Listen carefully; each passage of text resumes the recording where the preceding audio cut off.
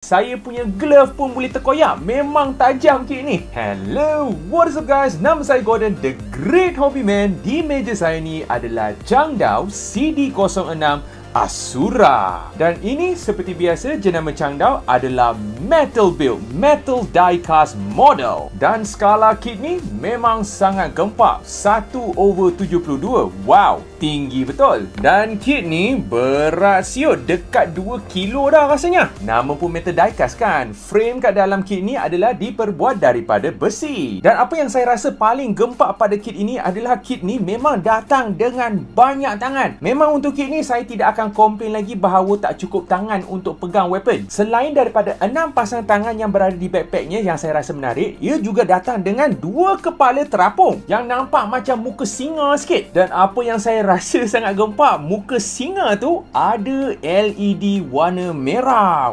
Wow! Memandangkan kit ini datang dengan banyak tangan, kit ini datang dengan banyak senjata. Ada pedang panjang, ada pedang pendek, ada pemanah lagi pula tu. Bukan main-main kit ni. Bukan sahaja senjata yang datang dengan banyak ya. Dia punya pilihan tangan pun ada banyak pilihan yang boleh digunakan untuk posing yang anda suka. Dan yang paling penting sekali, artikulasi 6 pasang tangan di belakang ni memang sangat fleksibelnya. Selain daripada backpack yang belakang, artikulasi di badan utamanya juga sangat fleksibel. Tangannya boleh diangkat, kakinya boleh disepak ke tepi, ke depan, ke belakang tu mungkin akan sangkut-sangkut sikit. Pergerakan pinggang yang fleksibel, details pula tu. Dan di bawah tapak kaki kitnya ada magnet untuk dilekat di mana-mana permukaan besi, termasuklah base bunga yang diberi. Masa nak buat posing-posing dengan kit ni, hati-hati sikit ya. Saya punya glove pun boleh terkoyak. Memang tajam kit ni. Quality chartnya memang perfect. Tak perlu dah kita nak buat airbrush sendiri, nak buat top coat ke semua benda tu. Kombinasi warnanya memang panas. Jadi sampai di sini saja review kita. Kita jumpa lagi di video yang akan datang.